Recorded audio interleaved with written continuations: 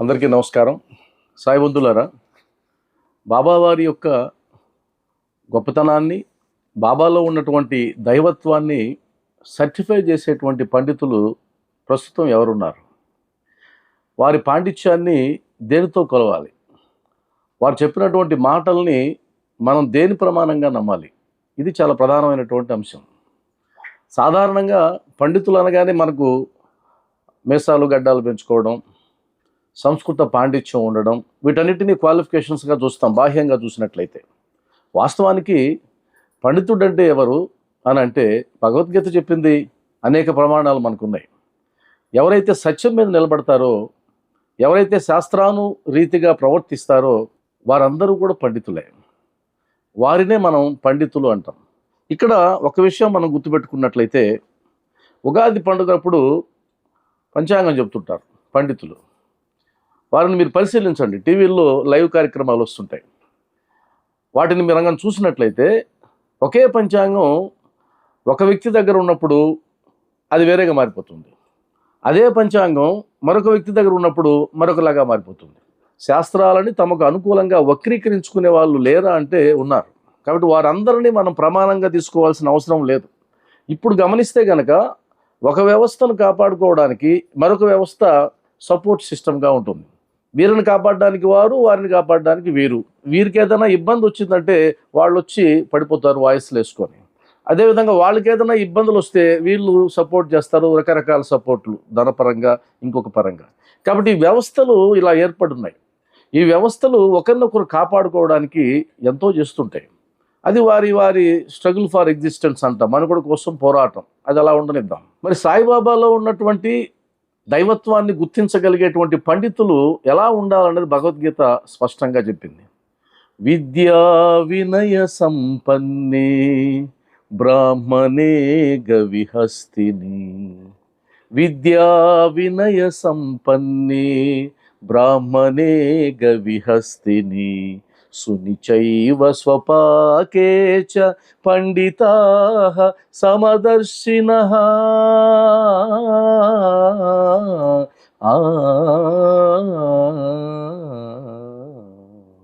భగవద్గీతలో గీతాచార్యుడు అద్భుతంగా చెప్పాడు. విద్యా వినయం కలిగినటువంటి బ్రాహ్మణుడు, ఆవు, ఏనుగు, కుక్క మాంసం తినేటువంటి చండాలుడు, వీరందరి యందు ఒకే ఆత్మని దర్శించగలిగినటువంటి వారు, వారి ఆత్మతత్వాన్ని సమానంగా స్వీకరించగలిగిన వారు నిజమైనటువంటి పండితులు. అంతేగాని వ్యక్తుల మధ్య కులమతాల పేరుతో వైషమ్యాలను రెచ్చగొట్టే వాళ్ళు ఎప్పటికీ పండితులు కారు అన్నది గీతాచార్యుడు బోధించినటువంటి గొప్ప సత్యం. కాబట్టి అందరిలో పరమాత్మను చూడగలిగేటివాడు అసలైనటువంటి పండితుడు. వ్యక్తులలో కులమతాలని అడ్డుపెట్టి విభజించే వారు ఎప్పటికీ కూడా పండితులు కాలేరు. అలాంటి వారు మాట్లాడినటువంటి మాటల్ని మనం ప్రమాణంగా తీసుకోవాల్సినటువంటి అవసరం లేదు. ఆ మాటలు మాట్లాడడంలో కూడా వారి రహస్య అజెండాలు దాగి ఉంటాయి.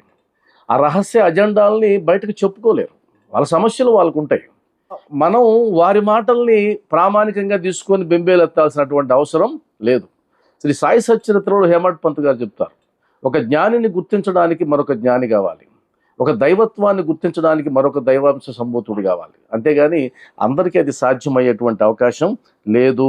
మీరు బాగా పరిశీలిస్తే సనాతన ధర్మంలో ఎంతోమంది గొప్ప వాళ్ళు ఉన్నారు. వాళ్ళు తమ పాండిత్యాన్ని ఎప్పుడూ అమ్ముకోవడానికి సిద్ధపడలేదు. రాజులు ఎంత ప్రలోభాలు పెట్టినా వారు దైవాన్నే పట్టుకున్నారు కానీ రాజుల వైపుకు వెళ్ళలేదు. దానివల్ల ఎన్నో ఇబ్బందులు పడ్డారు, ఎన్నో శిక్షలకు గురైనారు, ఎంతో మనస్తాపానికి గురైనారు, అందరి దగ్గర చులకనైనారు. అయినా కూడా వారు సత్యం మీదనే నిలబడ్డారు. అలాంటి ఉదాహరణలు ఎన్నో ఉన్నాయి. బమ్మెర పోతన గారి గురించి మనందరికీ తెలిసినటువంటి విషయమే. సర్వజ్ఞ సింగ భూపాలుడు ఆ రాజు భాగవతాన్ని తనకు అంకితం చేయమన్నప్పుడు ఎంతో అద్భుతంగా ఆయన చెప్పాడు. పలికెడది భాగవతమట, పలికించడివాడు రామభద్రుండట, నే పలికిన భవహరమగునట, పలికెదవే రెండుగాద పలుకగనేలా. ఎంత అద్భుతంగా చెప్పాడు. వారు తమ పాండిత్యాన్ని రాజులకు అమ్ముకోదలుచుకోలేదు, తమ వ్యక్తిత్వాన్ని అమ్ముకోదలుచుకోలేదు, నిలబడ్డారు. త్యాగరాజస్వామిని అడిగినప్పుడు రాజుల మీద కీర్తనలు రాయమని ఆయన అన్నాడు, నిధి చాలా సుఖమా, రాముని సన్నిధి చాలా సుఖమా అని.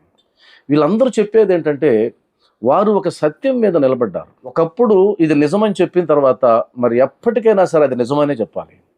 ఒకసారి ఇది నమ్మిన తర్వాత ఈ సిద్ధాంతాన్ని ఇప్పుడు నేను నమ్మడం లేదు తూచ్ అనేవాళ్ళు పండితులు ఎలా అవుతారు? మార్పు ఎవరికైనా ఉంటుంది, కానీ ఆ మార్పు నటన కాకూడదు. ఆ మార్పు వాస్తవంగా పరిణితి ద్వారా వచ్చింది అయి ఉండాలి. అంతేగాని ఎవరో నలుగురు వచ్చి ప్రెజర్ చేస్తే వారికి ఫేవర్గా మాట్లాడడానికి అప్పటి వరకు తాను నమ్మినటువంటి తాను ప్రవచించినటువంటి సిద్ధాంతాలని ఆ సత్యాన్ని మరుగున పెట్టి మాట్లాడే వాళ్ళని మనం పండితులు అనడానికి లేదు. ఇక్కడ గొప్ప తక్కువ ఏముండదు, అదేముండదు. వాస్తవానికి భక్తుని కన్నా గొప్ప ఎవరు లేరు, భక్తుని కన్నా గొప్ప లేరు. భక్తుల్ని గెలిపించడానికి భగవంతుడే తన ప్రతిజ్ఞను మీరాల్సి వచ్చింది. కురుక్షేత్ర సంగ్రామంలో నేను ఆయుధాన్ని పట్టను అని శ్రీకృష్ణ భగవానుడు అన్నాడు. తన భక్తుడైన భీష్మాచార్యులు నేను ఆయుధాన్ని పట్టిస్తాను అని అన్నారు. మరి చివరికి ఎవరి ప్రతిజ్ఞ గెలిచింది? భగవంతుడిదా భక్తుడిదా? భక్తుడి యొక్క ప్రతిజ్ఞ గెలిచింది. కాబట్టి గొప్పవాడు భగవంతుడు కూడా కాదు, వాస్తవానికి గొప్పవాడు భక్తుడే. భక్తుడే సర్టిఫై చేయాలి ఆ భగవంతుని యొక్క తత్వాన్ని, ఆ భక్తుడే సర్టిఫై చేయాలి. కాబట్టి భగవంతుడిని సర్టిఫై చేయాల్సింది ఎవరు అంటే పండితులు కాదు, భక్తుడు. ఆ భక్తుడు సర్టిఫై చేయాలి. ఆ భక్తుడికి అంత అధికారం ఉంది, ఆ భక్తుడికి మాత్రమే అధికారం ఉంది. కాబట్టి ఎవరో ఏదో బాబా గురించి మాట్లాడితే మనం బెంబేలెత్తిపోవాల్సిన అవసరం లేదు. అందరినీ ఎలా మార్చాలో ఆయనకు తెలుసు. ఆయన ఏదో అజెండా ఉంటుంది బాబావారికి కూడా, బాబావారికి కూడా రహస్య అజెండా ఉంటుంది. వారు కూడా ఎవరెవరిలో పరివర్తన కలిగించాలనుకున్నారో మనకు తెలియదు, ఎవరెవరితో ఆయనకు రుణానుబంధం ఉందో తెలియదు, ఎవరెవరు ఆయనకి బాక్యం ఉన్నారో కూడా తెలియదు. మరి అవన్నీ తీర్చుకుంటూ వస్తాడు, ఒక్కొక్కటి తీర్చుకుంటూ వస్తాడు, అందరిలో మార్పును తీసుకొస్తాడు. అదేవిధంగా ఆయన ఆజ్ఞానుసారంగానే ఇదంతా నడుస్తూ ఉంది, నడుస్తూనే ఉంటుంది. భయపడాల్సిన అవసరం లేదు. చాలామంది అన్నారు ఈ మధ్యకాలంలో ప్రారంభమైందండి బాబా మీద వ్యతిరేకత. కాదు, అబద్ధం. బాబావారు శరీరంతో ఉన్నప్పటి నుంచి ఇది ప్రారంభమైంది. బాబావారు మహాసమాధి చెందక ముందు నుంచి ఇది ఉంది, బాబావారు మహాసమాధి చెందినప్పుడు కూడా ఉంది, బాబావారి భౌతిక దేహానికి అంత్యక్రియలు చేసే సందర్భంలో ఇంకా ఎక్కువగా ఉంది.